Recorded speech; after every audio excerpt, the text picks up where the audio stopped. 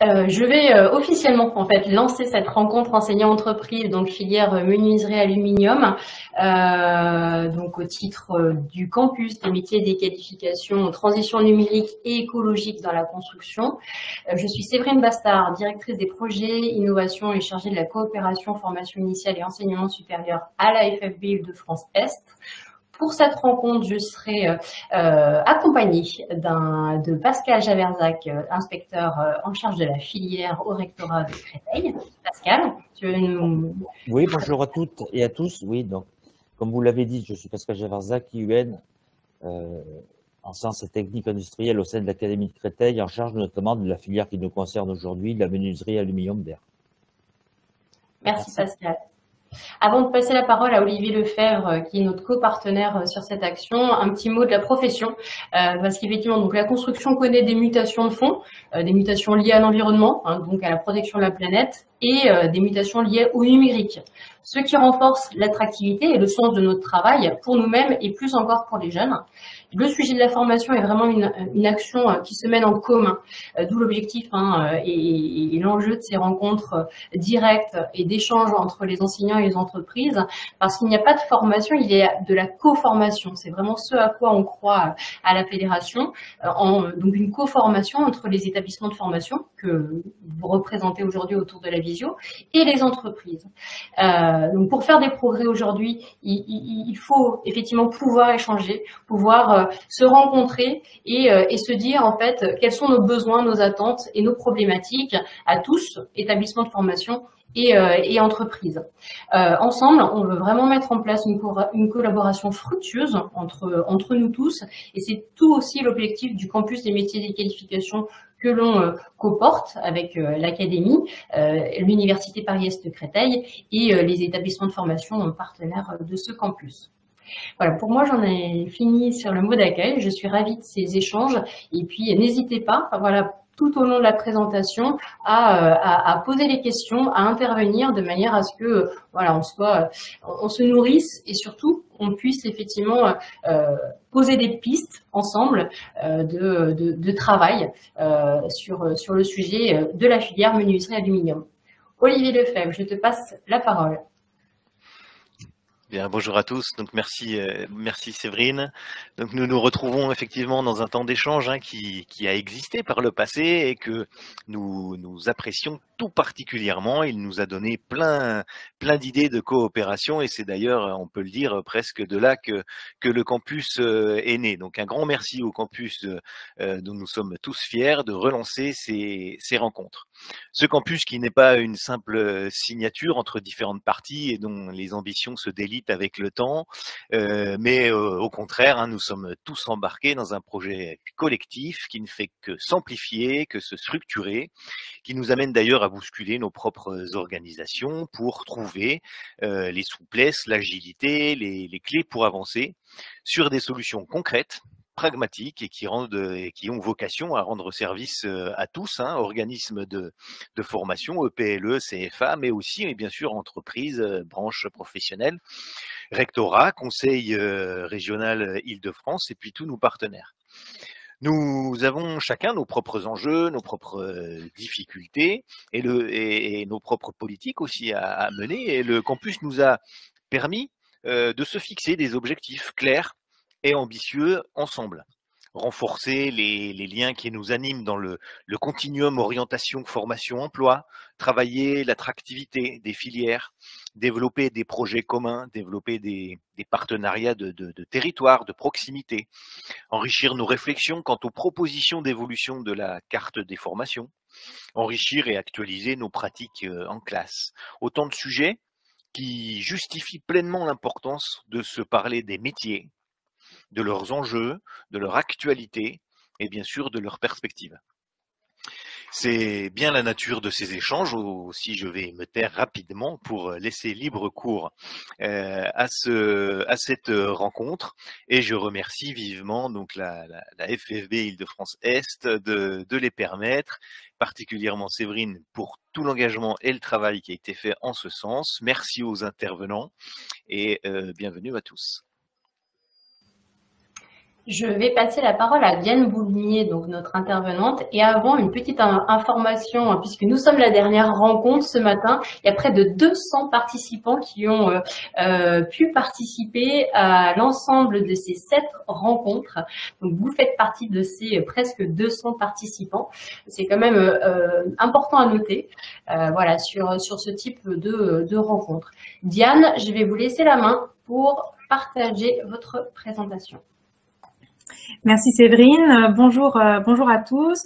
J'en profite quand même personnellement pour remercier Séverine et la FFB Île-de-France-Est pour l'organisation de ces rencontres et nous permettre donc d'être réunis et de pouvoir discuter sur l'avenir du bâtiment et de la filière en général. Alors, je vais partager mon écran. Hop. Est-ce que vous voyez tous quelque chose au moins? On voit votre présentation, Diane, c'est très bien, merci. C'est parfait. Donc, pour commencer, nous allons traiter de la menuiserie aluminium. Pour me présenter plus en détail, je suis donc Diane Boulmier, responsable communication et formation du SNFA. Le SNFA, qui est l'organisation professionnelle représentative des concepteurs, fabricants et installateurs de menuiserie en profilé aluminium, menuiserie extérieure, et ça comprend également les cloisons mobiles et démontables. Alors, nous allons faire aussi un focus sur la façade, qui est un métier aussi très particulier dans la menuiserie aluminium. Et donc finalement arriver aussi sur le sujet qui est que la menuiserie aluminium est une filière compétente pour créer les lieux de vie de demain. Déjà pour commencer, donc qu'est-ce que la menuiserie aluminium? On s'en doutait un petit peu dans la définition du SNFA, mais pas que. Finalement, ça concentre plusieurs solutions, ou plutôt plusieurs produits, dont là vous avez quelques illustrations. Donc ça passe par des garde-corps, c'est également les fenêtres et portes en aluminium.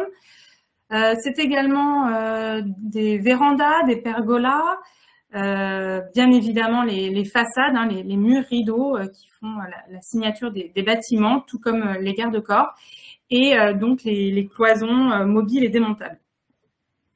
La spécificité de ces menuiseries, de la menuiserie aluminium, c'est que donc on s'intègre pour la plupart autre que pour les cloisons, mais essentiellement sur l'enveloppe du bâtiment, et on a cette opportunité de réellement signer les bâtiments, puisque lorsque l'on voit, par exemple là vous avez un exemple de garde-corps qui sont donc avec des découpes laser qui donnent une entité qui joue avec la lumière du soleil, avec des effets d'ombre.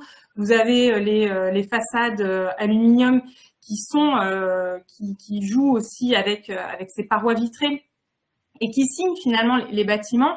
Et donc, qui dit signer des bâtiments, signe aussi nos villes et la cité avec un grand C, qui finalement va affecter l'ensemble de la population, en fait, puisque ça va être des lieux de vie, que ce soit des lieux de vie publics, que ce soit aussi dans le cadre particulier, personnel, avec donc l'habitation, que ce soit dans les logements collectifs ou individuels.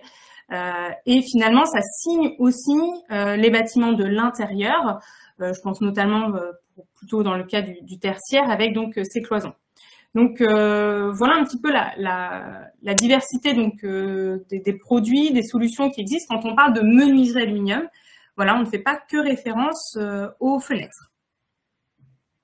N'hésitez pas à me couper si vous avez des questions ou vous souhaitez aussi éventuellement rajouter un point complémentaire. Mais ce qui va nous intéresser, nous, c'est aussi la formation et l'évolution métier donc de cette filière. Vous le voyez à cet écran, c'était pour vous donner un petit peu une idée d'une recherche simple sur un site internet bien connu qui est Indeed, que j'ai réalisé donc au début du mois de février 2022. Pour se donner une idée de la part, ou plutôt du nombre d'offres d'emploi qui existent sur les différents métiers que compose la filière aluminium du bâtiment. Je vous ai mis au milieu le métier donc de menuisier aluminium. De ce qui a été recensé, on est à 2500, plus de 2500 offres d'emploi.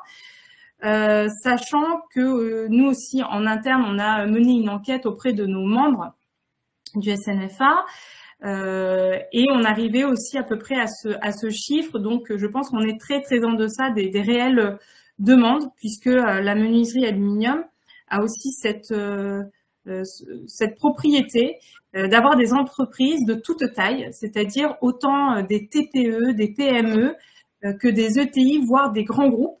Donc, ce qui donne une véritable diversité d'opportunités pour des profils très différents, finalement. Mais voilà, quand même, le métier cœur de la menuiserie aluminium, c'est le métier de menuisier alu, et de ça aussi peut découler d'autres métiers qui construisent la filière, que ce soit par exemple conducteur de travaux, responsable qualité, poseur aussi bien évidemment de menuisier, pas uniquement fabricant, technicien en bureau d'études. On va aussi avoir beaucoup d'opportunités dans le milieu, dans le secteur plutôt commercial. Voilà, donc c'était cette photo pour rappeler que c'est une filière qui recrute, qui connaît pas trop le chômage et dont les entreprises, je crois qu'il y a quand même des entreprises qui sont là aujourd'hui, qui peuvent attester de ce besoin de recruter, qui ont des offres d'emploi qui parfois même ont du mal à être pourvues.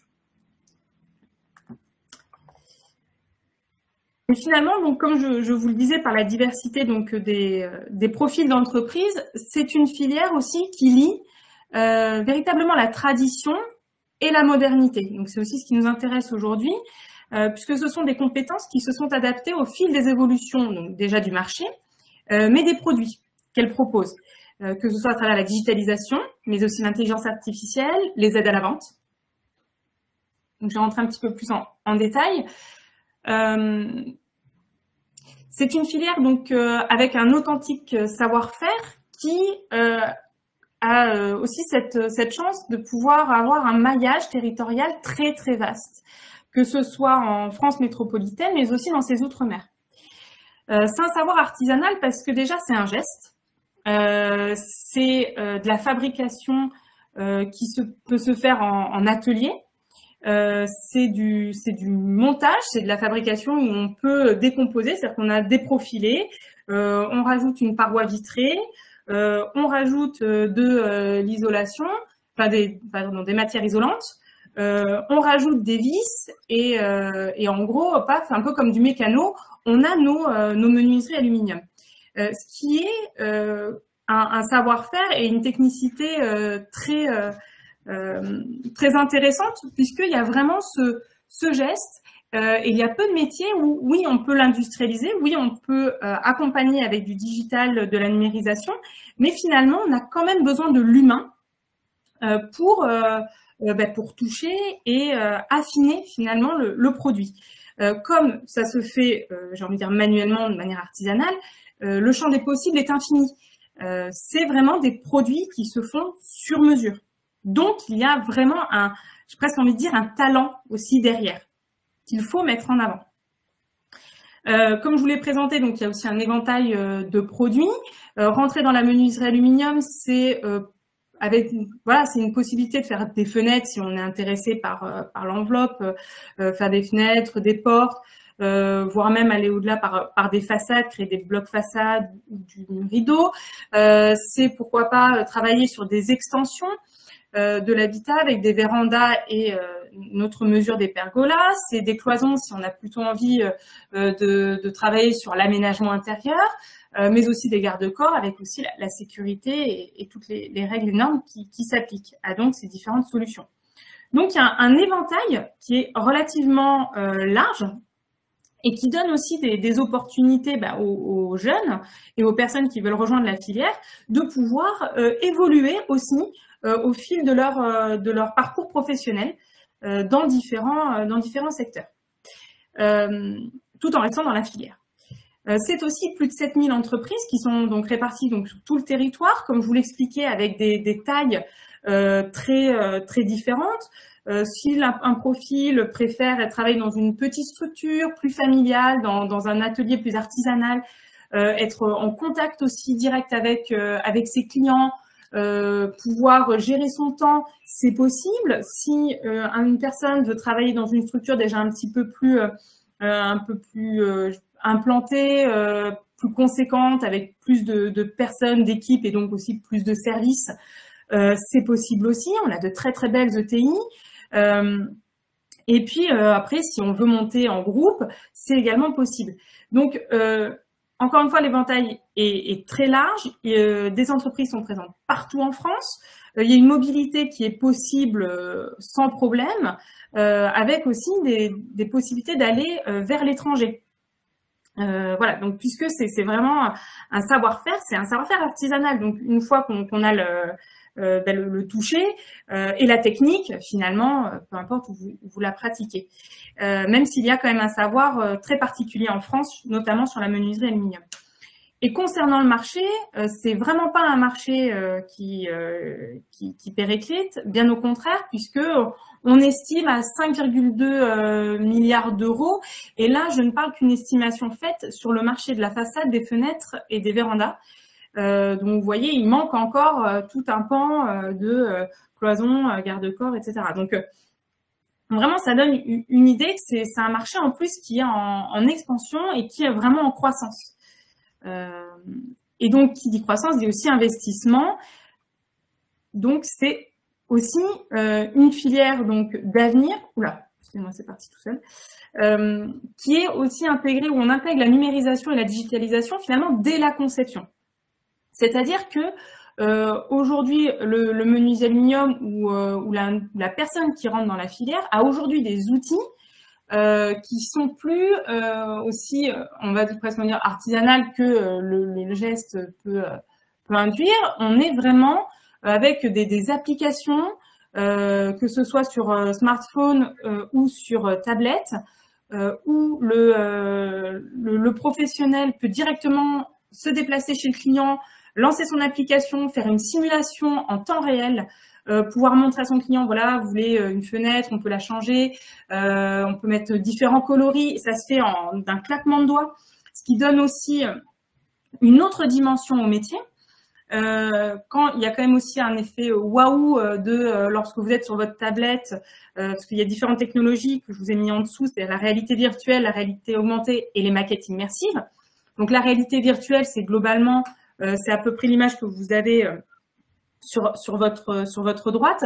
Donc c'est-à-dire qu'on crée complètement de manière digitale l'habitat ou l'ouvrage. Et puis après, on rajoute, puis on modifie en temps réel les éléments. On peut changer le parquet, la piscine, etc. La réalité augmentée, donc là, c'est souvent plus pratique pour des artisans qui vont directement chez le client, puisque par exemple, vous arrivez avec votre tablette, vous mettez l'application à mode appareil photo. Donc, si vous êtes dans votre jardin, bah, vous voyez votre jardin. Et puis, vous rentrez dans l'application et là, vous êtes toujours devant votre jardin.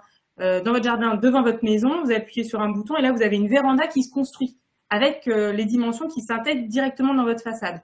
C'est-à-dire que vous avez une projection qui est assez immédiate et ce qui aussi donne au métier de menuisier ou au professionnel qui va se déplacer une dimension aussi numérique, digitale, moderne du métier. Et puis après, il y a également donc la réalité virtuelle, où là on est, les maquettes immersives, où là ça peut se jouer avec un casque de réalité virtuelle. Et là en fait vous vous déplacez carrément dans l'espace. Vous pouvez presque toucher les objets qui vous sont proposés.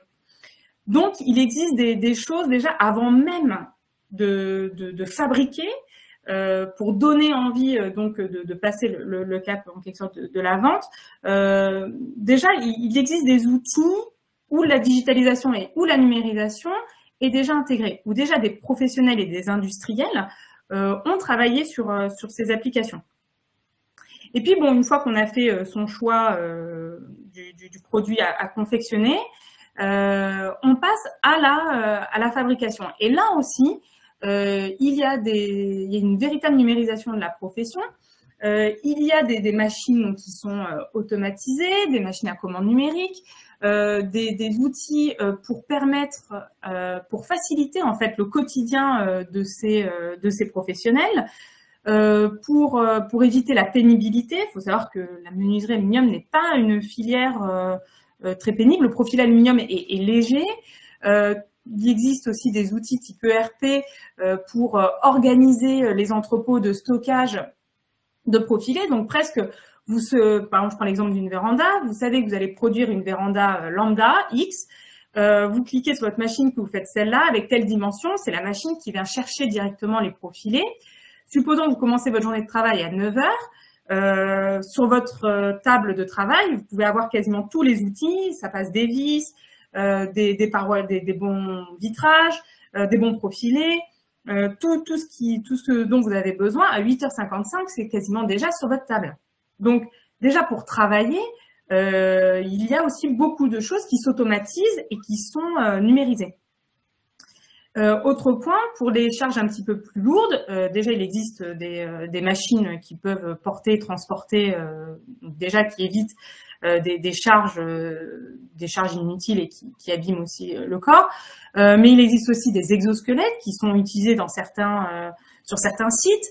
Donc vraiment, il y a des aides et cette digitalisation est présente vraiment au tout début, j'ai presque envie de dire, à la jeunesse du produit et se poursuit jusqu'à la fabrication. Est-ce que c'est bon pour le moment? Vous avez des questions ou je continue? J'ai pas de questions.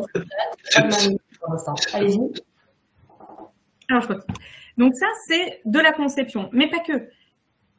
Voilà, une fois que vous avez votre produit, une fois que vous avez été assisté par diverses machines et technologies pour l'intégrer donc sur l'ouvrage, il y a aussi une véritable opportunité dès l'utilisation. Faut savoir que la menuiserie aluminium est quasi leader sur le marché de la domotique. Donc domotique pour la partie habitat plutôt particulier et imotique pour la partie tertiaire, si je ne me trompe.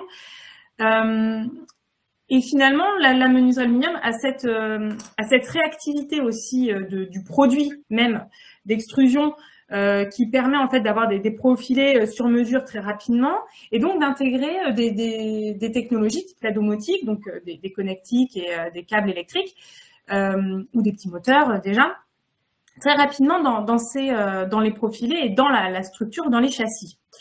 Et finalement, l'apport de la domotique a plusieurs avantages.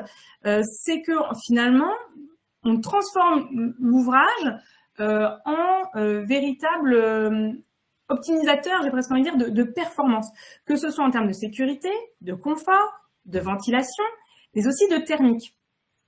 Je m'explique. Ça peut être en plus très très attirant très attractif pour les nouvelles générations, c'est de pouvoir contrôler, j'ai presque envie de dire, son lieu de vie.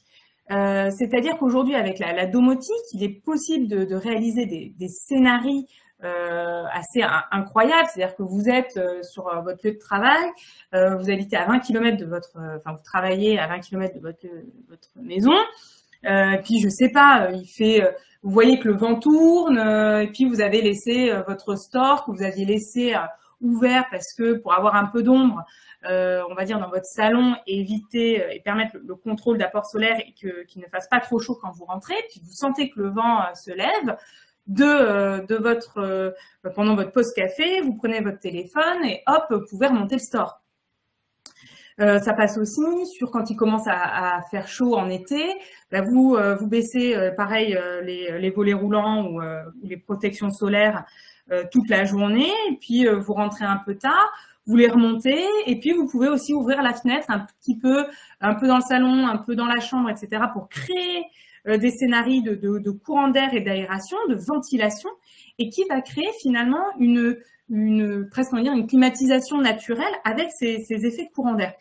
Donc finalement la menuiserie aluminium, c'est pas juste poser des fenêtres, installer des façades ou créer une véranda, c'est aussi être acteur dans la performance énergétique et la performance aussi thermique, acoustique de son lieu d'habitation.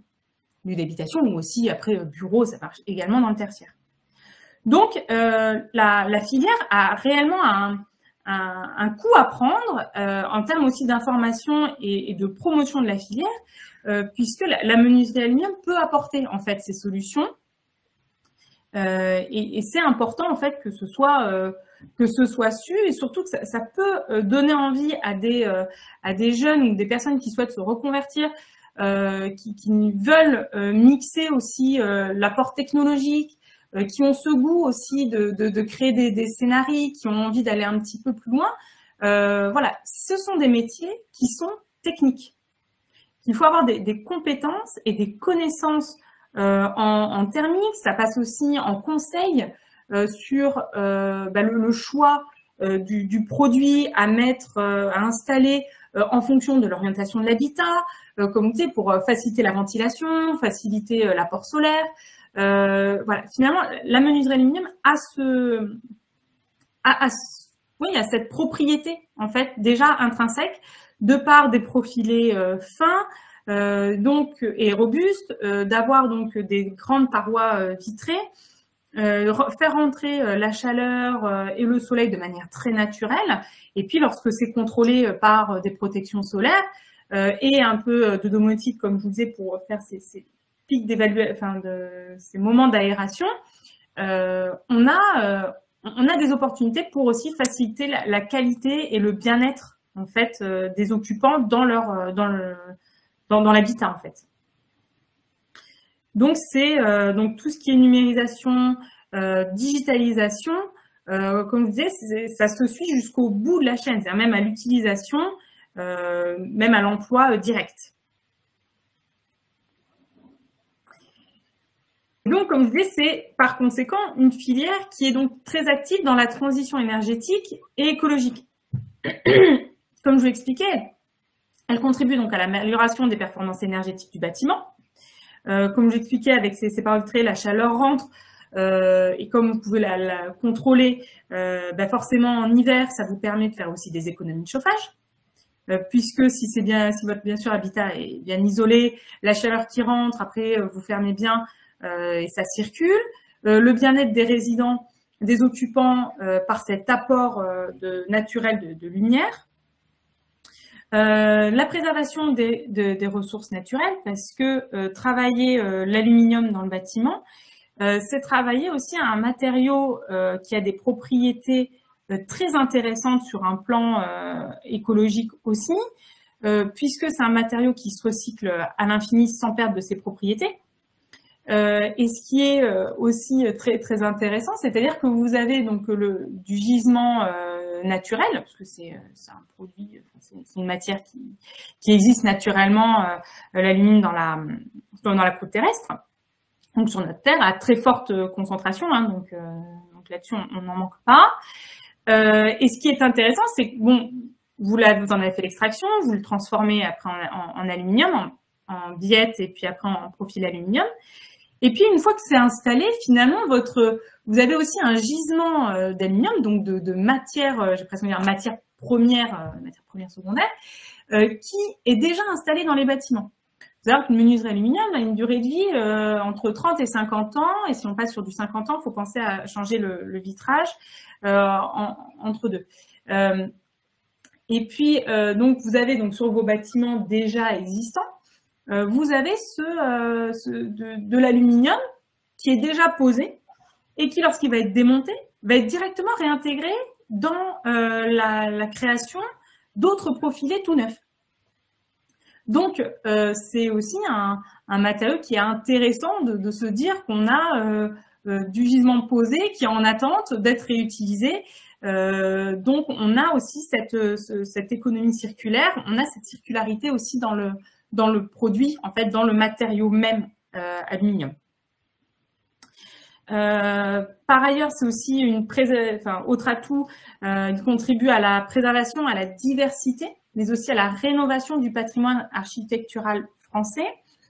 Comme je vous disais au tout début, les façades, même la menuiserie, de toute façon tout ce qui concerne l'enveloppe, contribue à signer donc nos bâtiments, signer nos villes et signer finalement nos territoires.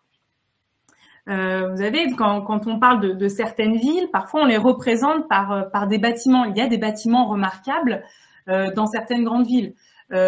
Pendant longtemps et même encore aujourd'hui, quand on parle de Paris, déjà on parle de la tour Montparnasse, en dehors de la tour Eiffel bien évidemment.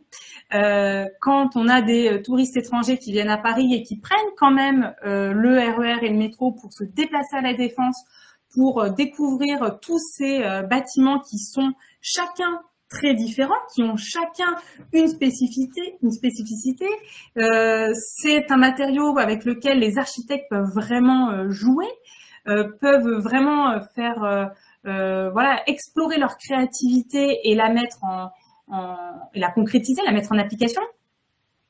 Je pourrais parler de Paris, mais il n'y a pas que. Quand on parle de Lyon, on pense aussi à la Tour Crayon de Lyon. Quand on est à Marseille, on pense à la Marseillaise. Quand vous êtes à Bordeaux, vous pouvez penser maintenant à la Cité mondiale du vin. Enfin, finalement, ça fait partie de ces monuments, de ces structures architecturales qui donnent une identité.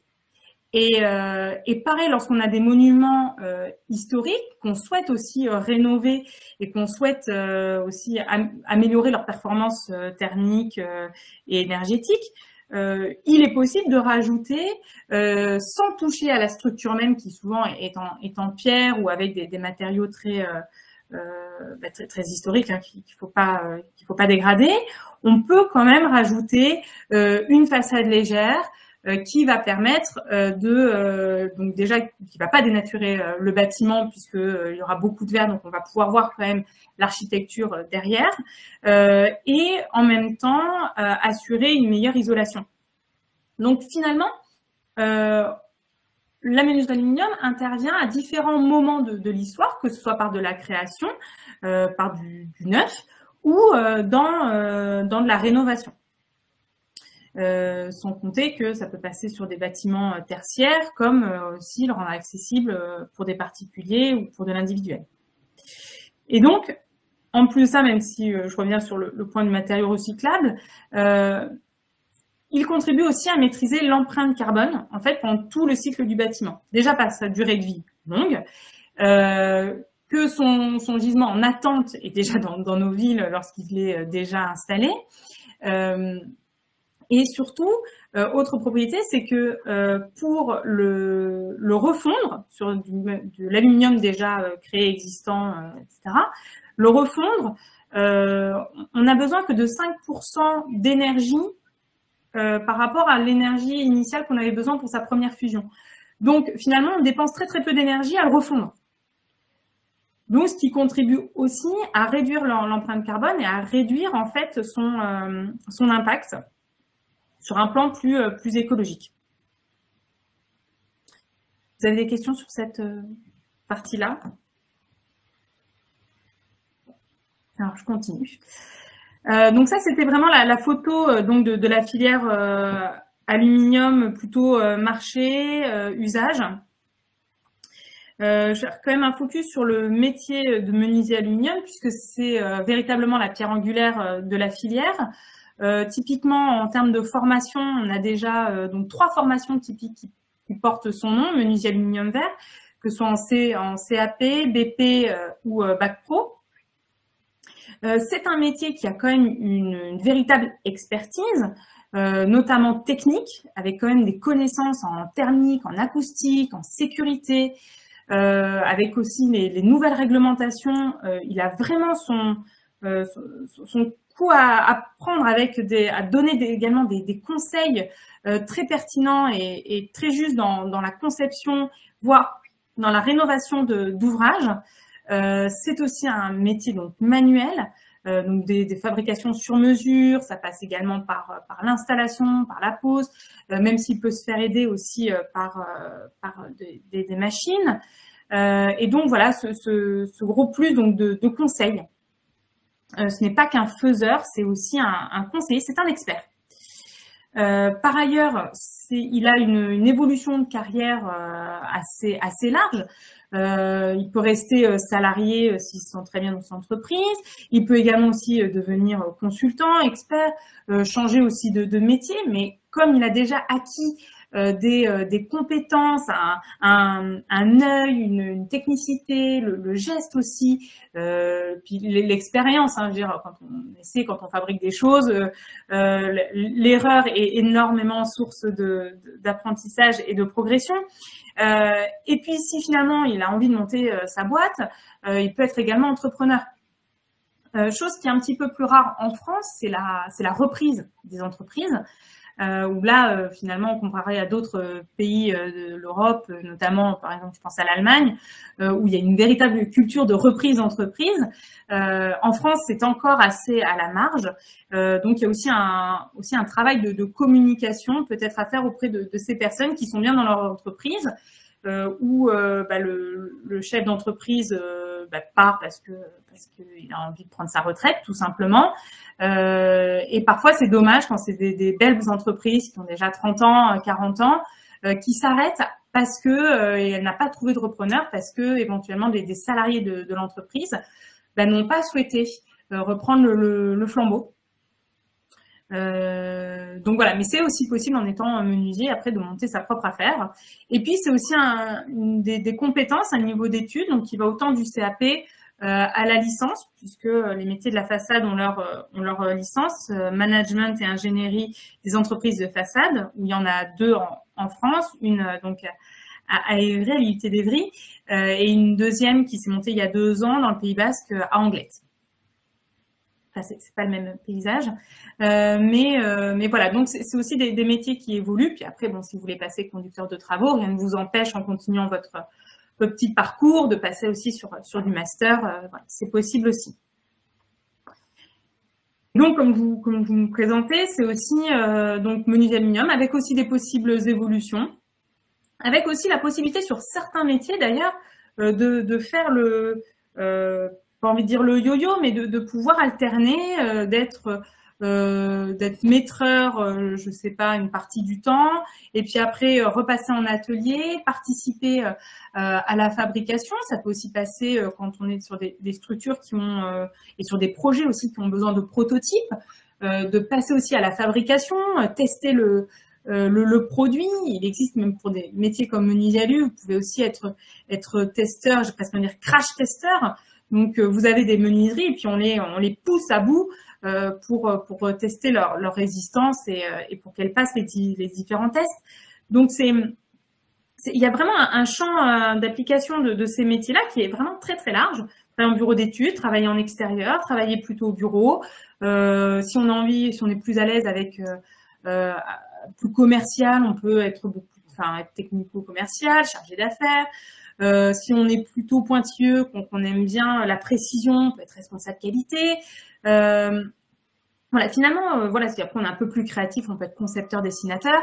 Là, en plus, on va être encore plus sur des outils voilà, numériques. Donc voilà, donc c'est le champ de la filière. Les possibilités de carrière sont très vastes. Et puis, encore une fois, c'est l'un des rares, je pense, métiers, excepté ceux de l'enveloppe en général, où, en termes de fierté personnelle, de se dire que vous avez quelqu'un qui travaille dans cette filière-là, peut se promener dans la rue avec ses amis et se dire, bah, voyez, moi, ce projet-là, cette tour, c'est moi qui j'ai contribué à la réalisation de cette tour. Vous voyez, cette mairie, j'ai contribué à réduire, on va dire, la facture énergétique de 40% parce qu'on a fait tout un travail de réflexion, de travail sur les vitrages, etc. Enfin, c'est quand même une profession où on agit en quelque sorte dans l'ombre, mais qui se voit vraiment à l'extérieur et dont les acteurs de la profession peuvent être particulièrement fiers et enthousiastes en fait de leur travail. C'est un travail qui peut se voir et qui se voit. Et pourtant, ça a beau se voir, c'est une filière en danger parce que méconnue, parce que alors là, je vous laisse largement réagir, mais c'est des formations qui ne se remplissent pas. Comme il y a une méconnaissance, la menuiserie aluminium, c'est je ne sais pas, ça donne peut-être moins envie parce que il n'y a pas cette vision du potentiel architectural derrière, ni de cette expertise qui se cache derrière ces formations et ce métier. Forcément, hein, s'il y a moins d'étudiants, c'est des classes qui ferment. On a aussi un danger, c'est d'avoir des personnes non qualifiées qui sont formées donc en interne des entreprises. Lorsque les entreprises arrivent enfin à trouver quelqu'un, donc elles vont les former chez eux. Mais finalement, ça ne garantit pas la conformité aux exigences et aux performances de la filière qui sont inscrites dans les référentiels emploi et compétences. Comme je vous l'ai dit, il faut aussi des connaissances sur les normes, la réglementation. C'est même pour la sécurité aussi des personnes qui vont travailler dans l'entreprise, mais même sur chantier pour l'installation. C'est un métier complexe, accessible, mais qui a aussi une bonne technicité derrière. Donc, comme je vous le disais, il y a aussi ce manque donc, de visibilité de la filière dans sa globalité. Il y a aussi un risque de perte de sens des enjeux architecturaux et techniques de la filière. L'objectif, c'est pas d'avoir des bâtiments qui se ressemblent tous, qui soient tous, je sais pas, cubiques avec une fenêtre de chaque côté de la porte. Voilà, c'est quelque chose d'assez standardisé. C'est aussi ce qui fait notre beauté architecturale, notre beauté du territoire français. Et puis, c'est aussi la perte d'un savoir-faire français, parce que la France est très compétente et qualifiée. Hein, son savoir-faire est vraiment reconnu, même sur la scène internationale. Voilà, en France, on a des zones, même si je l'ai expliqué, on a un maillage national et outre-mer. On est également très sectorisé, c'est-à-dire qu'on a quand même tout l'est de la France qui est aussi connu sous le nom de l'Aluminium Valley. On a aussi l'est de la France où historiquement sud-est, puisque c'était là où était récupéré l'aluminium et où il était transformé. Voilà. Donc même s'il y a des grands pôles, on va dire géographiques, c'est quand même étendu partout et ce serait dommage qu'on perde aussi cette technique et ce geste français. Et donc, c'est aussi un peu pour ça que nous sommes réunis aujourd'hui. Il y a un véritable besoin de remobiliser donc les acteurs de la formation, mais aussi les entreprises, et ça passe aussi par les organisations professionnelles, pour remobiliser donc tout le monde vers nos métiers, et ça vraiment dès le plus jeune âge. Voilà, donc ça passe aussi pour les entreprises d'accueillir des stagiaires lorsqu'ils doivent faire leur premier stage au collège, d'ouvrir les portes, leur montrer en une semaine les différents métiers, ce que ça apporte. Voilà, tout le monde a une part aussi de responsabilité dans le maintien, la diffusion et voilà, donner envie en fait de s'orienter vers cette filière. Pardon. Voilà. Je ne sais pas si vous avez d'autres. Là pour la présentation de la filière. Et effectivement, un petit temps d'arrêt peut-être. Est-ce que du coup, parmi les gens autour de la visio, voilà, les établissements de formation ou les entreprises qui sont autour de la visio, ça appelle des réactions, des compléments. Enfin, voilà, surtout prenez la parole, c'est le moment en fait d'échanger. Pascal Javerzac, du coup, l'état un peu de l'offre de formation initiale en Île-de-France. Je sais que vous avez des chiffres. Oui, oui. Intéressant. Oui, merci Séverine.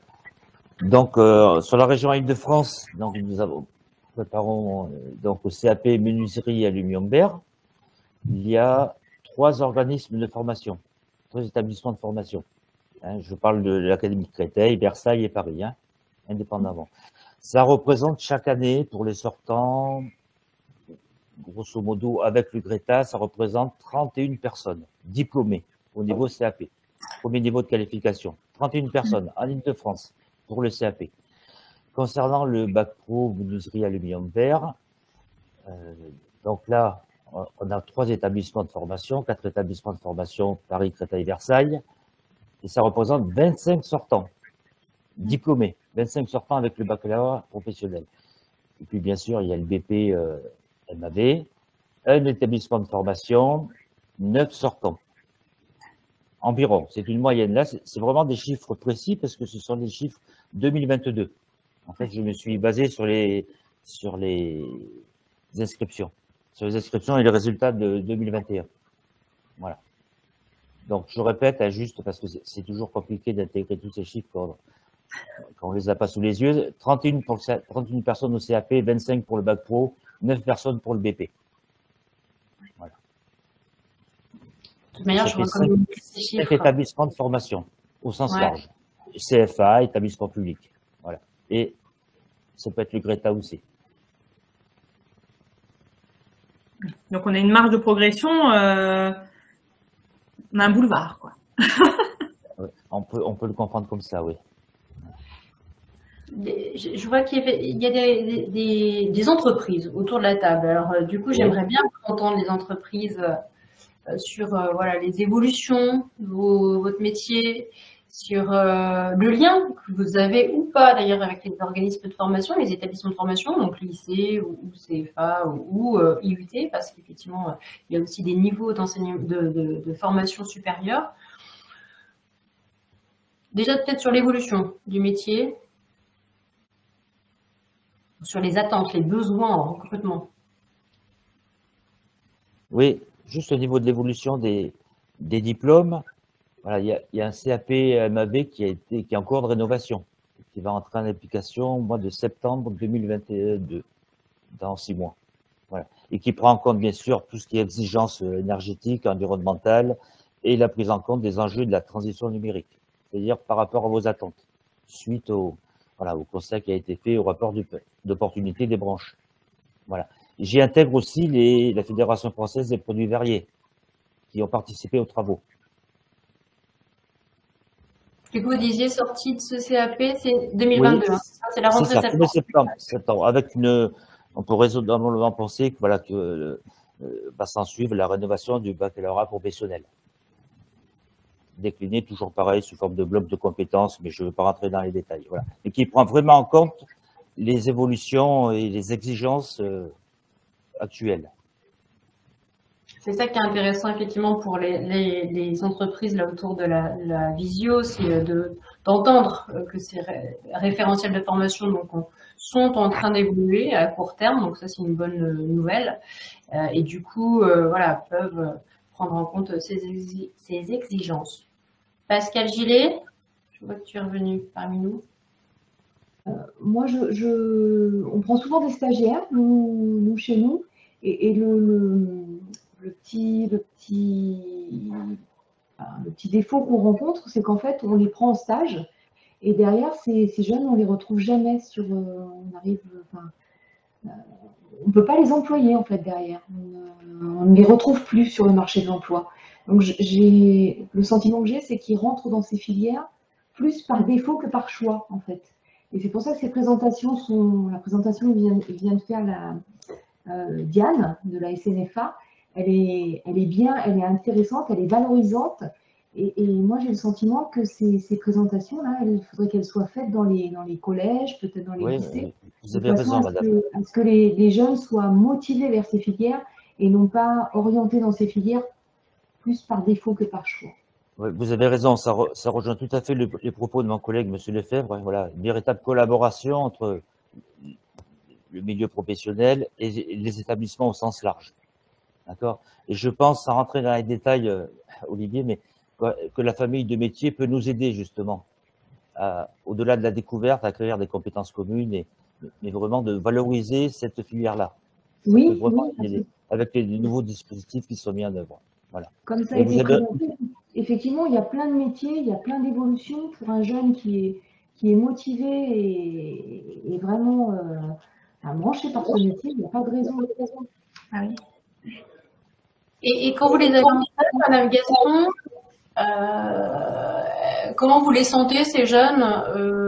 Ils ont l'air motivés, ou bof? Et du coup, sincèrement, parfois ils sont là. Alors je vois qu'il y a Monsieur Janet aussi en parallèle. Il pourra, parce que je sais pas si ce monsieur m'entend, mais oui, ils sont là parce qu'il faut qu'ils fassent un stage. Mais c'est tout, parfois. Hein. C'est pas plus. Ouais, il y a un vrai travail de promotion. Oui, pardon, Monsieur Jeannet. Bonjour et merci Madame Gaston. Effectivement, bon, on a du mal à recruter par rapport à nos filières, ça c'est une chose qui est tout à fait certaine. Mais depuis 2 années, on va dire 2 années, les élèves qu'on rencontre actuellement, c'est des élèves qui sont vraiment intéressés par le métier. Ils viennent sur la filière parce qu'ils veulent vraiment faire leur avenir dans la menuiserie aluminium, quitte à monter leur entreprise, etc. Effectivement, voilà, vous prenez mes stagiaires et je vous en remercie. Et comme Jay Koulibaly, que vous avez embauché, ça c'est très bien, vous avez formé sur les bords numériques, etc. Et là, je pense qu'on a des jeunes c'est des petits groupes, c'est certain, mais qui sont vraiment plus intéressés par la filière. Hein. Monsieur René, vous savez du coup à quoi c'est dû, ce changement comme ça dans la tête des jeunes, ou il y a un phénomène déjà, il y a de mes connaissances du métier par rapport à ça. Là, j'ai un exemple, un petit Mehdi, admettons, qui est là, qui était en métallerie et qui a fait son stage, enfin sa PFMP, sa période de formation en entreprise, qui l'a fait justement chez un poseur en menuiserie aluminium. Et le fait d'avoir fait son stage justement dans cette entreprise, ça lui a donné envie de travailler dans ce métier-là. Et il est très motivé, je l'ai actuellement forcément, il est hyper motivé, il veut rester dans la spécialité. Et son projet futur, après, c'est de monter son entreprise. Et les jeunes que j'ai actuellement, c'est comme cela, comme les 2 jeunes que Madame Gaston a reçus sur la dernière PFMP. C'est des jeunes qui sont vraiment très, très motivés. Ils font pas ça pour avoir un bac et pour finir en boulangerie après, comme certains, comme ça se passait il y a plusieurs années. Mais par contre, les problèmes qu'on rencontre, disons, au niveau de la formation, c'est les moyens, quoi, tout simplement, quoi. Il y a sur la marque Tecnal, admettons, il y a Monsieur Ferretti de chez Renaers, mais là, nous, on travaille sur la gamme Tecnal. Le problème qu'on a, c'est des changements de gamme, etc., changement d'outillage. On doit changer d'outillage, donc on travaille avec des perfopacs, comme vous savez, pour les professionnels, et ça coûte une fortune et on n'a pas les moyens d'investir dans ce genre de machine. Et ça nous met vraiment, en tant qu'enseignante, des bâtons dans les roues. Hein, si je peux me permettre de dire, mais c'est très compliqué. C'est très compliqué. Voilà. C'est ce que j'ai. Merci, Monsieur Jeannet, pardon. J'ai une C'est demande gentil, merci. de parole et j'ai une petite réaction là dans le chat. Donc, le lycée ENA qui est sur Paris, je crois. Hein. Donc, Madame Baboula. Saint-Denis. Saint-Denis, pardon, excusez-moi, autant pour moi. Voilà, qui nous précise effectivement qu'ils ont initié depuis cette année davantage de visibilité, de compréhension de la part des collèges à travers des stages découvertes et des mini-stages. Donc c'est vrai que plus on peut encourager ce type d'action et d'initiative et plus du coup on participe à la promotion de ce métier. Une demande de prise de parole, Monsieur Valem.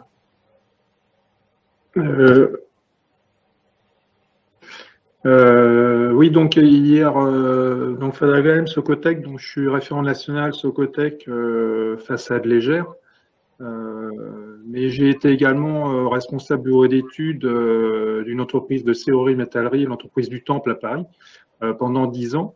Et il est vrai qu'à l'époque, quand on recherchait des dessinateurs, moi j'étais plutôt bureau d'études, hein, mais la problématique était pareille qu'à l'atelier à la pause, on passait systématiquement globalement par l'intérim, rarement par des stagiaires directement issus d'école. Donc, mais pour trouver quelqu'un de bien, on testait 20 intérimaires pour en garder un de bien, quoi.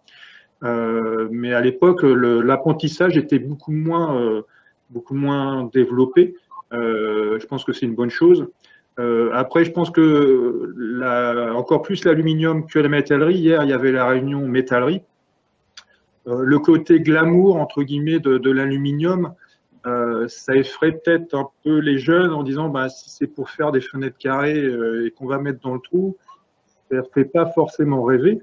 Installer des digicodes, des contrôles d'accès non plus, mais si on leur montre des verrières ou des tours à la défense, on a quand même en France la chance d'avoir quand même des grandes entreprises, Goyer, Westalu. Alors, on ne vous entend plus, Monsieur Valem. Une mauvaise connexion. Une voix.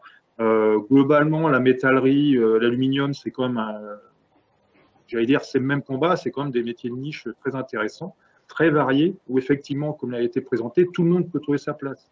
Du col blanc qui veut faire que du bureau, juste à quelqu'un qui veut une certaine autonomie, monter son entreprise pour pouvoir être autonome et faire de la pause. Donc, c'est ce côté-là, ce grand panel qu'on peut faire en rentrant dans la filière et changer assez rapidement. Moi, j'ai fait de la maîtrise d'œuvre pendant 5 ans, j'ai fait responsable bureau d'études pendant 10 ans. Les chantiers, les erreurs qu'on fait, les seules erreurs qu'on tient, c'est celles qu'on fait soi-même. C'est très formateur.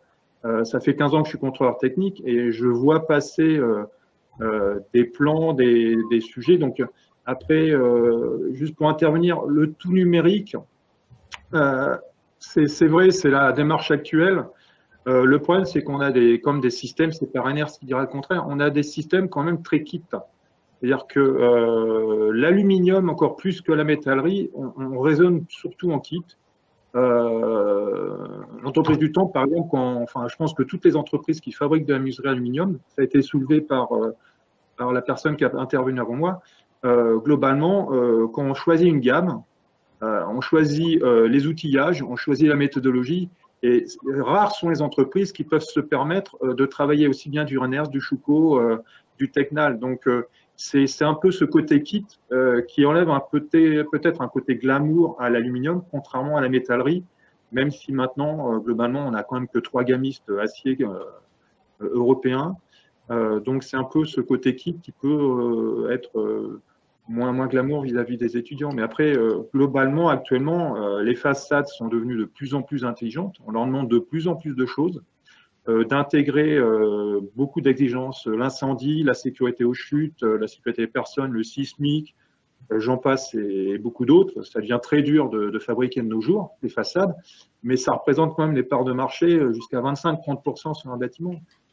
Quand Goyer décroche la tour The Link à Paris, c'est un marché monstrueux. Donc, on demande de plus en plus de façades et je pense que dire que si on fait de la menuiserie aluminium, on ne fait que de la menuiserie aluminium, c'est faux. Forcément, on est obligé d'être pluridisciplinaire avec la même problématique qu'on a vue hier, c'est-à-dire que le tout numérique, c'est bien, mais ce qu'on fait avec une souris, c'est pas un chantier. Et l'adaptation au support, la gestion des jeux, la gestion des mouvements, les étanchéités, je ne suis pas un fan du tout numérique. Une bonne note de calcul, moi de mon temps, c'était une simple calculatrice, une pouce sur 2 appuis, un encastrement.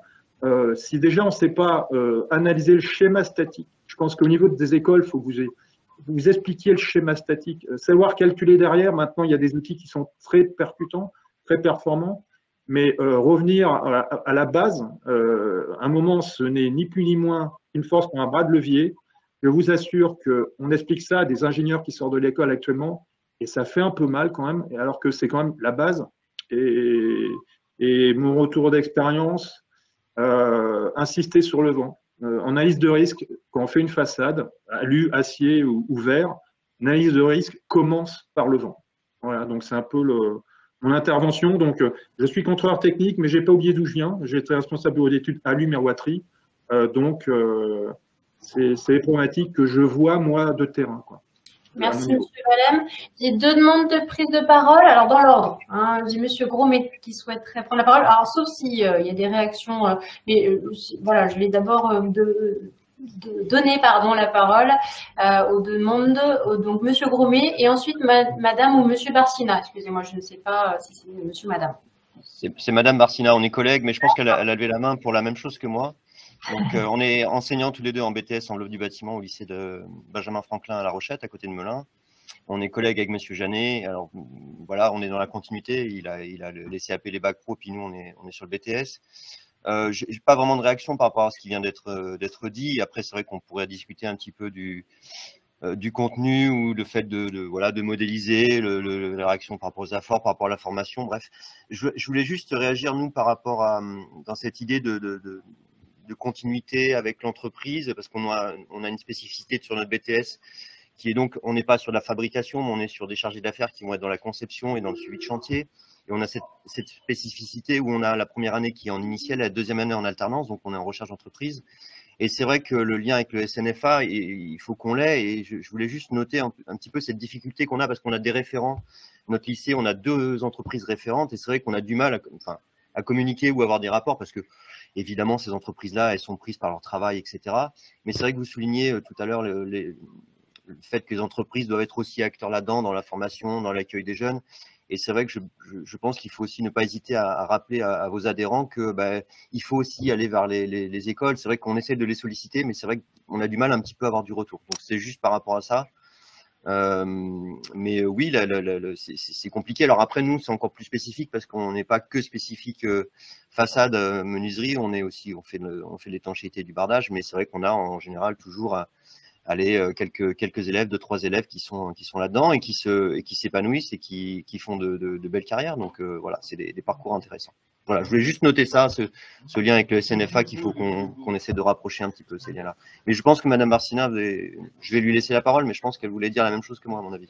Oui, merci beaucoup. Madame Barcina. Effectivement, je voulais aussi revenir sur l'intervention de monsieur, je sais pas, qui travaille à la Socotec. Sur la partie en fait modélisation, puisque moi j'enseigne la science de l'ingénieur avec le comportement structurel. Et effectivement, on aimerait accentuer tout ça, mais on a un référentiel qui nous contraint un petit peu et tout où c'est pas développé en fait dans le référentiel. Tout est basé sur du numérique avant de passer sur de la modélisation papier. Donc oui, effectivement, il faut, mais on a un examen à la fin de l'année et puis la particularité aussi d'être en apprentissage en 2e année et donc du coup de ne pas avoir forcément le temps d'aborder tout ça. Donc c'est vrai que c'est un petit peu compliqué d'allier le référentiel et les attendus qu'il y a au niveau des entreprises. Voilà. Et ce, d'autant plus que le référentiel évolue relativement vite et souvent. Mais c'est pour ça que c'est plus important d'acquérir les bases, parce qu'après, le référentiel, s'il évolue, si on a les bases, à la rigueur, on sait gérer les évolutions, quoi. Trop s'attarder sur le référentiel. Après, au niveau du vent, ça reste une pression. Mon intervention sur le vent, c'est que à l'époque, moi je suis un vieux maintenant, le NV65. Le NV65, c'était aussi une problématique de vent qui a été corrigée, on va dire amendée par le recode vent. Mais la base, c'est toujours avoir une idée du phénomène du vent. Après, pression, dépression. Bon, c'est clair qu'une menuiserie à la française en pression, elle va souffrir. En dépression, c'est pas grave. Un bardage en dépression, les plans de vol, c'est toujours quand il y a une dépression. C'est rarement en pression. C'est l'approche là. Dans l'analyse de risque, en fin de compte. Et l'analyse de risque conduit, disons, à la conception. Diane, vous vouliez réagir peut-être aux interventions des 2 enseignants? Oui, tout à fait. Alors justement, si vous avez des entreprises, en effet, le SNFA a lancé cette opération de référent pour chaque établissement, etc. Pour ceux qui ne savent pas, moi je suis là depuis 2 ans et demi, donc je reprends aussi les éléments. Beaucoup de choses ont changé là sur ces 2 ans.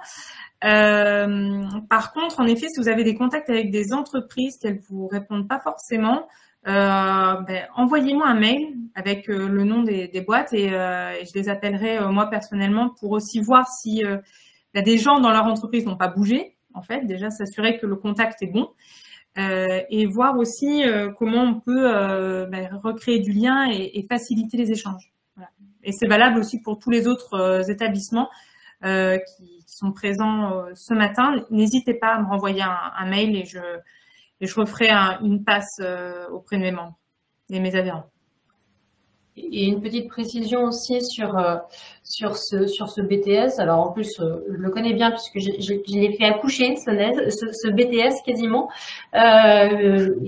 donc au lycée et au début, justement pour lui permettre une belle lancée, on organisait davantage de communication au titre de la fédération et on demandait aussi à nos collègues des autres départements, des autres territoires à communiquer auprès des entreprises. On peut relancer aussi la machine parce qu'on s'est, à un moment donné, on s'est dit que ça allait communiquer de sa belle communication comme tout diplôme, mais on voit que c'est pas si évident que ça. Et j'ai souvent échangé d'ailleurs avec vos proviseurs respectifs ou chefs de travaux.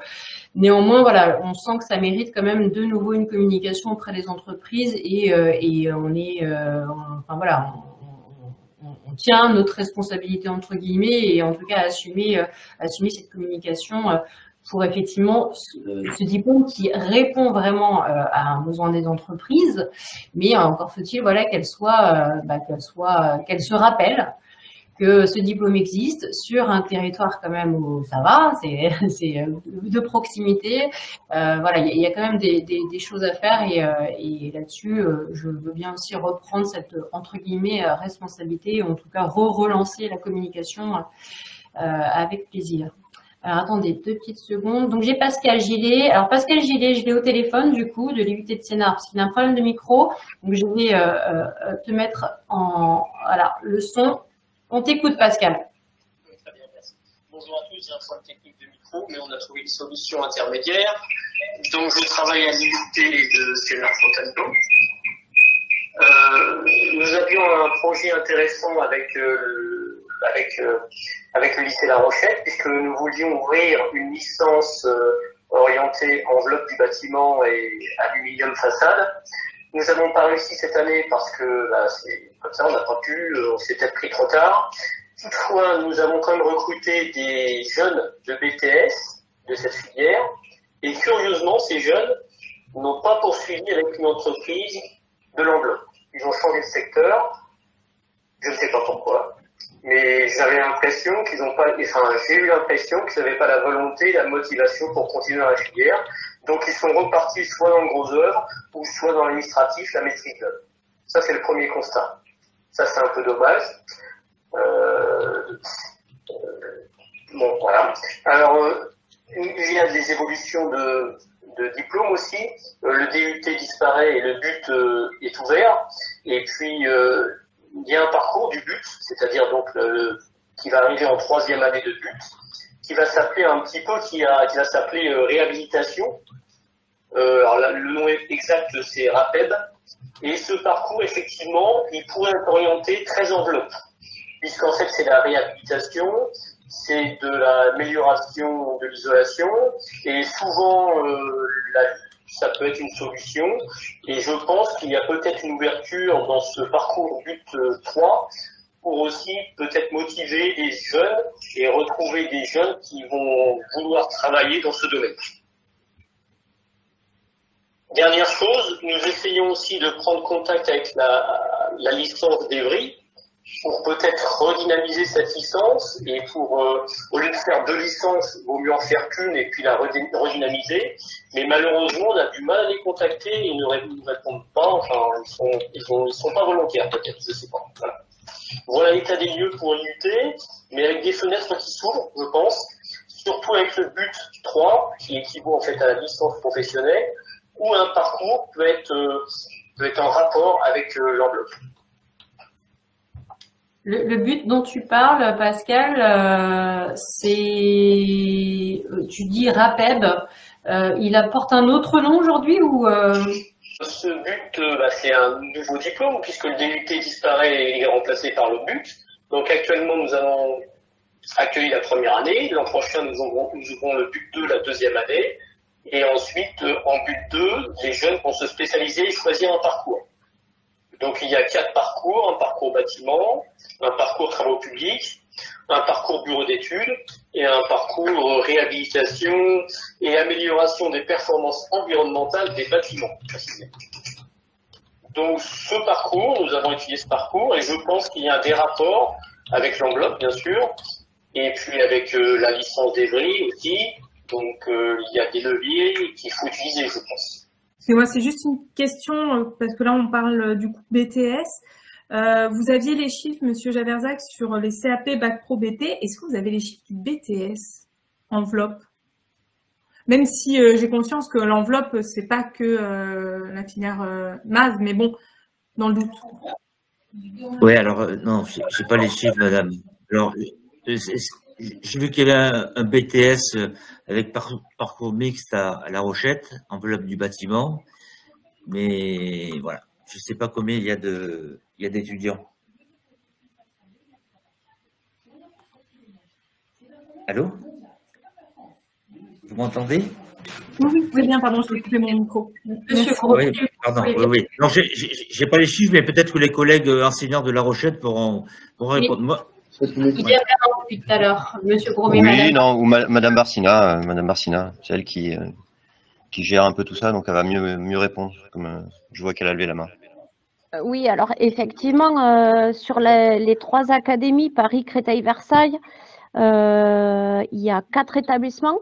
Donc, il y a nous, il y a l'UCAD-NEU à Paris, il y a un CFA à Trappes et un CFA à Aubergenville. D'accord. Oui, le CFA à Trappes, c'est le CFB BTP Saint-Quentin-Yvelines, c'est ça? Oui, c'est ça. Et donc, nous, c'est des sections qui sont ouvertes à 15 étudiants. Et en moyenne, on sort une dizaine d'étudiants en fin de 2e année. D'accord. Environ. Après, sur les autres établissements, je sais qu'à Paris, ils ont 2 classes. Donc, ils doivent être à 24 étudiants.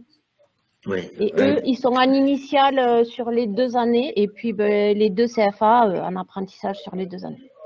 Sur le sujet de la promotion des métiers et de ce métier-là en particulier, donc il y a des éléments de la SNFA, enfin du SNFA, pardon, que Diane pourrait nous déployer. Et puis je voudrais revenir du coup sur la problématique des entreprises et notamment sur le BTS enveloppe du bâtiment là de La Rochette, parce qu'effectivement c'était un sujet tout à l'heure et j'avais plus en tête qu'il y avait maintenant autant entre guillemets de BTS enveloppe du bâtiment sur la région Île-de-France, ce qui n'était pas le cas au tout démarrage de ce BTS. On était vraiment le premier en 2005 ou 2006. Je ne sais même plus la date exacte de sa naissance, mais je pense que j'en suis pas loin. Et c'est vrai que du coup, à l'époque, on était un peu le seul. Depuis sont nés 3 autres BTS, ce qui du coup ne favorise pas, à mon avis, le lien avec les entreprises hors Est Île-de-France. Je ne parle pas que de la Seine-et-Marne, parce que de toute manière, on a toujours dit sur ce BTS, le niveau de recrutement, le lieu d'application n'est pas forcément réservé qu'à la Seine-et-Marne, bien au contraire. Mais du coup, je pense qu'il y a de ça aussi en termes de contact avec les entreprises. Les autres entreprises sont peut-être allées voir, entre guillemets, plus proches de chez elles. Donc, c'est pour ça, à mon sens, qu'il faut vraiment qu'on recommunique là sur ce niveau de formation, sur ce diplôme. Et particulièrement voilà en fonction de la localité, ramener les entreprises vers vos établissements qui préparent ces BTS. D'autant que effectivement la mixité de parcours, 1 an en voie initiale et 1 an la dernière année en apprentissage, ça a vraiment normalement cette vertu de pouvoir aussi tester entre guillemets les jeunes et surtout que les jeunes testent un peu le secteur de spécialité sur lequel ils aimeraient travailler. Parce que vous l'avez dit, enveloppe du bâtiment, c'est plus large que menuiserie aluminium et du coup ça permet aussi normalement de pouvoir voilà, un peu découvrir la filière dans laquelle ils voudraient du coup poursuivre en apprentissage et surtout ensuite en insertion emploi, quoi. Donc voilà, juste je voulais revenir sur le sujet de la communication à faire sur ce BTS. Oui, excusez-moi, juste pour faire de la publicité au SNFA, sur le site du SNFA, vous avez la liste de toutes les formations disponibles. Tout à fait, non mais là-dessus c'est clair. Mais encore faut-il que les entreprises le sachent. Donc, il y a un vrai effort de communication et de retransmission de cette information aux entreprises. Donc, ça, c'est à nous, effectivement, de le faire. Diane, est-ce que vous voulez, du coup, présenter les outils de promotion que vous mettez à disposition? Oui, merci beaucoup et merci pour aussi la note. Pour rappeler que sur le site du SNFA, on a la liste des établissements. Mais justement, j'ai aussi une nouveauté concernant le site internet. Alors déjà, en outil de promotion, le SNFA a déjà réalisé plusieurs types d'outils. Je ne sais pas si vous l'avez vu, attendez, je recule un petit peu. Sur la slide, donc, vous avez donc le logo SNFA FFB et à gauche, vous avez donc un logo bâtirenalu.fr donc avec le petit cartouche métier en dessous. Faut savoir que l'année dernière, en 2021, on a retravaillé aussi sur une identité de marque pour englober vraiment toute la filière aluminium du bâtiment, parce que le SNFA tel quel en tant qu'organisation professionnelle n'était pas forcément connu du grand public et n'avait pas non plus spécialement vocation à l'être. Et comme vous avez pu le remarquer, le SNFA n'est pas un nom signifiant. Donc, on a travaillé donc avec les adhérents du SNFA sur ce nom, bâtirenalu.fr, qui donne accès en fait à un site internet. Où dessus on a, il a d'ailleurs vocation, parce qu'il a été mis en ligne qu'au 1er octobre 2021, à être vraiment la plateforme de référence sur tous les sujets qui concernent la filière menuiserie aluminium. Là, cette année, on est en train également de travailler sur l'espace emploi et formation. Vous voyez, donc c'est en orange et qui possédera donc le logo et le cartouche bâtirenalu.fr avec le cartouche métier. Où là, on est d'ailleurs en train de retravailler complètement l'espace d'accueil pour vraiment centraliser la totalité des informations. Donc, ça va reprendre bien évidemment la liste de tous les établissements de formation qui forment à nos métiers, donc du CAP jusqu'à la licence. On va optimiser aussi le parcours de l'utilisateur et non pas en gardant une liste des établissements, mais vraiment en les intégrant dans une Google Map interactive. On va aussi faire des espaces vraiment dédiés aux fiches métiers. Donc là, par exemple, vous en avez une dizaine avec des petits exemples en bas à droite. Donc, il y a concepteur-dessinateur, vous avez menuisier aluminium plutôt sur la partie fabrication, vous avez installateur poseur, je crois qu'il y a également du chargé d'affaires, enfin voilà.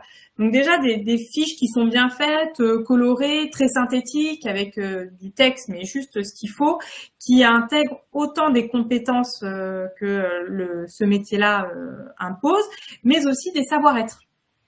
Voilà, pour vraiment intégrer plutôt la partie individuelle et personnelle des futurs profils. Et donc tout sera intégré donc sur notre site internet. Donc pareil, toujours pour être dans le digital et être encore plus accessible à cette cible. Et donc en fait, en faisant cet espace complètement dédié au métier, à l'emploi, à la formation, il y aura également un espace pour les entreprises pour qu'elles puissent déposer en ligne toutes leurs offres d'emploi et de stage gratuitement.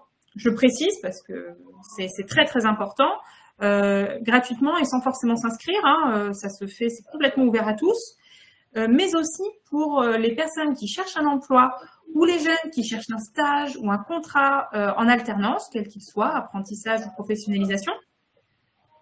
Ils pourront aussi déposer leur CV et même aussi répondre directement à des annonces directement en ligne. Donc voilà, là on est aussi sur comment créer un lien, une passerelle entre l'information sur la diversité de nos métiers et les différentes passerelles, les différentes opportunités. Mais une fois qu'on est intéressé par un métier, comment on se forme? Donc hop, le petit pont vers les établissements de formation. Et puis bon, ça y est, on a fait un peu de formation initiale, on doit commencer à chercher des stages ou des alternances, voire même un premier job. Boum, on renvoie vers des entreprises. Donc vraiment pour créer un lien et aussi faciliter les entreprises, les établissements de formation qui cherchent aussi des entreprises proches de leur établissement. Il y aura également la liste de tous les adhérents du SNFA, voilà, pour aussi faciliter le lien et rendre accessible au plus possible ces différents acteurs. Donc ça, c'est pour la partie site internet qui, j'espère, sera finalisée en 2022. Donc là aussi, on fait un gros travail de visibilité sur la filière. Mais dans l'immédiat, dans ce qu'il existe aujourd'hui, vous avez des vidéos. Alors déjà, des vidéos témoignages qui durent 2 minutes, sur le métier de conducteur de travaux, attaché commercial, dessinatrice conceptrice et menuisier alu, avec également un volet apprenti. On a réalisé un partenariat avec les youtubeurs, la chaîne YouTube Maintenant J'aime le lundi. Donc, c'est les 2 personnes en bas à gauche qui ont donc présenté, qui ont interviewé donc 3 personnes sur des métiers très différents. On a un menuisier aluminium, mais qui est plutôt dans la partie test. Il teste les menuiseries pour qu'elles passent les différentes démarches qualité et les réglementations en vigueur. Donc, ça donne un autre volet du menuisier aluminium. On a quelqu'un qui travaille dans la prescription et on a une personne qui est entre la fabrication, le projet, voilà. Donc c'est intéressant aussi de voir donc tout ce panel-là. Et on a des vidéos plus de présentation de la filière globalement. Alors soit vous avez un film institutionnel qui dure à peu près 1 minute, qui a été réalisé donc en 2020 et qui est sous un angle très cinématographique, qui montre vraiment la filière aluminium, ses produits, ces hommes et ces femmes qui y travaillent, qui conçoivent, qui pensent les projets et qui les mettent en application. Et un autre film qui dure 30 secondes, qui est dans le même esprit, très cinéma, et là qui est plus porté sur les métiers. Donc là on va voir plus d'humains, plus de personnes dans la formation, dans la transmission, dans le partage. Petite spécificité, c'est que ces 2 vidéos, c'est l'aluminium en fait qui prend la parole, c'est lui qui parle et qui s'adresse donc aux spectateurs. Donc on a un peu aussi changé l'angle et qui explique aussi toute la démarche environnementale et les propriétés de l'aluminium. Pour ceux qui préfèrent les dessins animés, on a aussi un film animé qui dure 1 minute, qui présente aussi la filière et les différentes formations voilà, tout le maillage territorial, autant des entreprises que des centres de formation. Donc ça, c'est pareil, je pourrais vous donner tous les liens, un pour les télécharger et aussi là où elles sont hébergées sur notre chaîne YouTube. Donc tout ça, ça a été créé par le SNFA, c'est libre, mais vraiment libre d'usage. Voilà, c'est vraiment des outils de promotion, donc ils ont vraiment vocation à... Enfin, servez-vous-en, quoi. Vraiment, c'est fait pour. C'est pas pour nous, personnellement, les garder sur notre disque dur, ça ne nous sert à rien. Et sur votre droite, vous avez aussi des vidéos thématiques qui durent 30 secondes. Elles sont en format carré parce qu'on voulait qu'elles passent vraiment sur les réseaux sociaux. Donc, elles ont été pensées dans cet esprit-là. Il n'y a pas de voix. C'est uniquement du texte qui est écrit. Elles sont sous un format brut. Je ne sais pas si vous connaissez ces formats sur les réseaux sociaux. Donc, on pose un peu une question. Est-ce que c'est une reconversion pour moi? Est-ce que ce sont des métiers d'avenir? Et on a aussi, dans le package que je vous propose, intégré une partie environnementale pour mettre en avant aussi les propriétés de recyclabilité de l'aluminium. Parce que c'est aussi un sujet qui touche de plus en plus les jeunes. Donc, c'est aussi important de rappeler que rentrer dans la filière, c'est d'aluminium du bâtiment, c'est intégrer aussi dans son quotidien un matériau avec des propriétés très intéressantes pour l'avenir. Donc, voilà pour ce kit. Donc, ça, c'est un kit qui est vraiment dédié à la promotion de la filière. Mais dans ce que je peux vous transmettre, il y a aussi d'autres éléments de communication filière, puisque sur les vidéos thématiques, on en a d'autres sur les propriétés plutôt dans l'esprit confort de vie, la menuiserie aluminium. On a aussi des choses dans la pergola, dans les cloisons.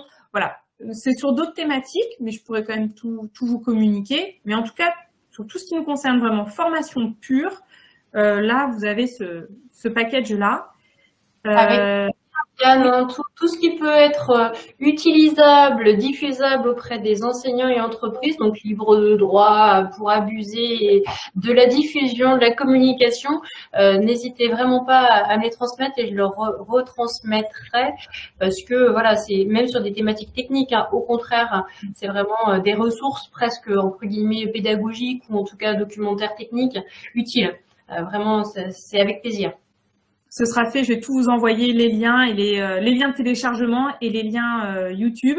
En plus, je vous les donne dans plein de formats différents. Donc, si vous devez les envoyer sur Internet, on prend en basse définition. Si vous avez un grand écran dans vos écoles, vous pouvez passer la HD avec du son, etc. Voilà, on a mis vraiment les moyens aussi pour mettre en avant cette filière. Sachez aussi que le SNFA travaille aussi dans la diffusion, parce que c'est bien beau d'avoir des outils, mais on en fait la promotion et on se fait connaître.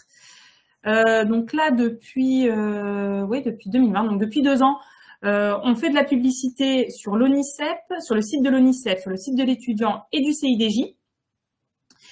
On fait également de la pub, bien sûr, avec des mots-clés, où on fait passer en fait toutes nos vidéos, des bannières, etc., très personnalisées sur aussi YouTube, Google, que ce soit sur la partie avec les vignettes, ou lorsque vous commencez à faire Google Search, quand vous cherchez, je sais pas, métier, menuiserie, selon les mots-clés que vous sélectionnez, hop, on vous propose pour vous renvoyer sur notre site internet. Petite nouveauté en 2022, on va être également sur TikTok et on va réaliser un partenariat brut pour mettre en avant la filière de menuiserie aluminium sous un angle très numérique, opportunité de carrière très large et cette technicité et montrer aussi que le menuisier aluminium et sa grande famille sont des experts de la transition écologique et énergétique. Voilà, donc on met aussi le point là-dessus en étant du coup diffusé sur Snapchat et Instagram. Donc voilà, on essaie d'être présent sur les plateformes où les jeunes se trouvent. On leur donne envie, on essaie de leur montrer des vidéos, des témoignages et on leur fait aussi passer les bons messages. Enfin, bon, on essaie au maximum pour que ils sonnent à vos portes, établissements de formation, et qui vous disent voilà, moi j'ai envie de rentrer dans cette classe et d'y faire ma carrière, monter et rester dans la filière. Voilà, donc ça c'est ce que nous on fait au SNFA. Voilà, on essaie déjà de mettre aussi notre pierre à l'édifice. Voilà. Merci beaucoup Diane, parce qu'effectivement ça c'est utile pour tout le monde, y compris même les entreprises quand elles sont des fois sollicitées pour intervenir sur leur métier dans différents salons, ça peut être des ressources utiles. Donc voilà, je vous transmettrai à tous les différents liens et fichiers que Diane va nous transmettre. Donc ça c'est une superbe proposition. Merci beaucoup Diane. Est-ce que du coup il y a d'autres demandes d'intervention?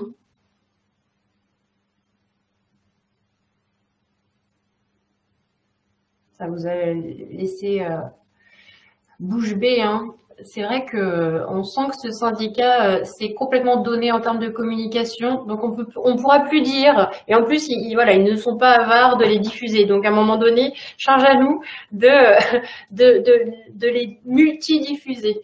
On ne pourra plus dire qu'on n'entend pas parler et on rend invisible ce métier ou ces métiers.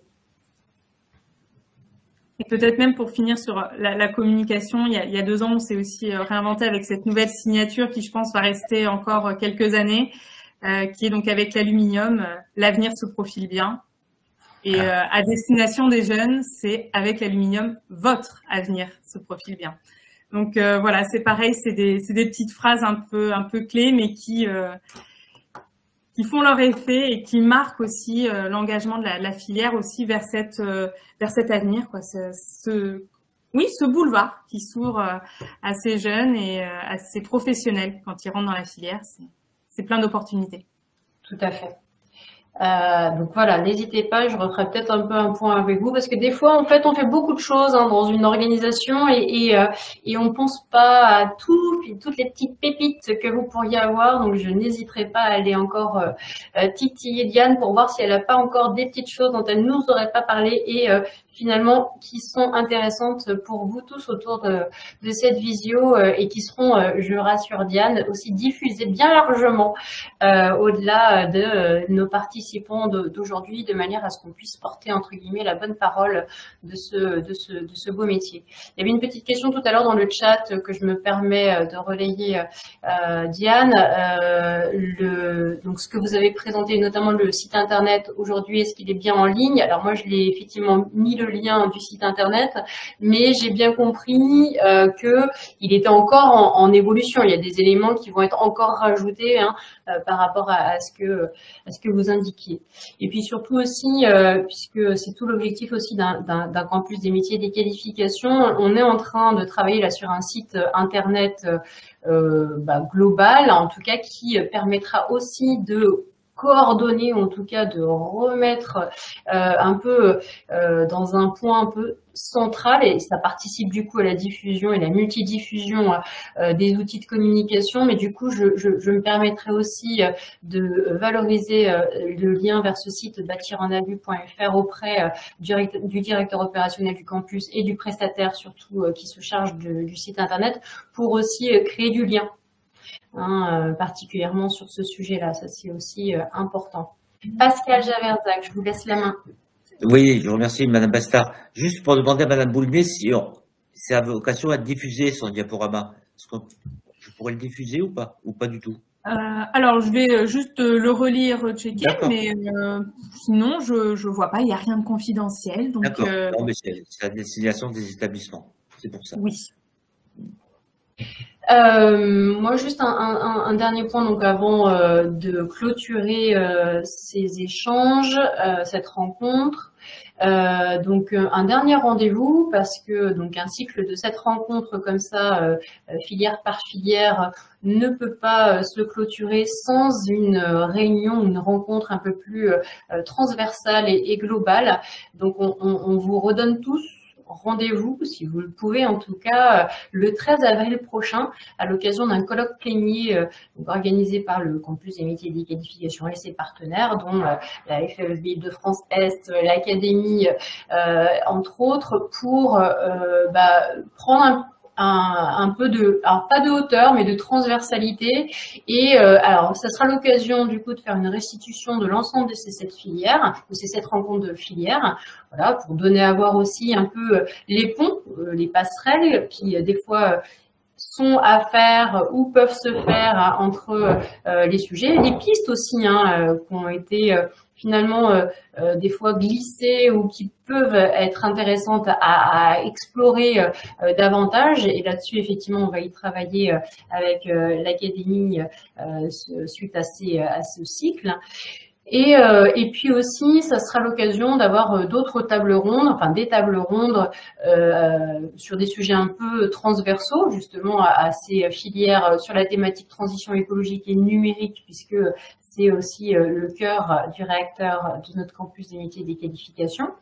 Et ce sera l'occasion aussi de donner un coup de projecteur à d'autres actions du campus des métiers, et notamment la remise des prix du hackathon qui est en train de se dérouler avec quelques étudiants donc de CAP jusqu'au niveau DUT, des établissements membres de notre campus, qui sont en train de plancher sur donc le sujet de la gestion des déchets et du réemploi des matériaux, pour justement présenter à un jury de professionnels leurs travaux à l'occasion de ce hackathon.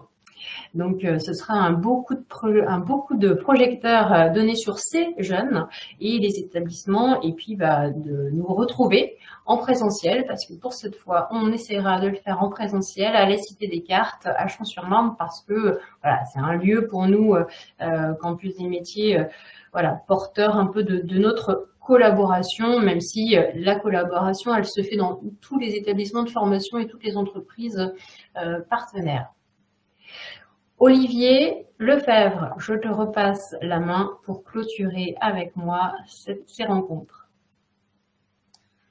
Eh bien, merci beaucoup Séverine, merci beaucoup à chacun des intervenants, Madame Boulmier, Donc on a entendu, enfin, alors moi je suis pas du tout du métier, hein, mais j'ai vraiment là pris de plein fouet plein d'informations, notamment sur les spécificités de la filière, sur les technologies qui y sont intégrées de plus en plus. J'ai entendu qu'on demandait de plus en plus à nos façades, à nos menuiseries aluminium.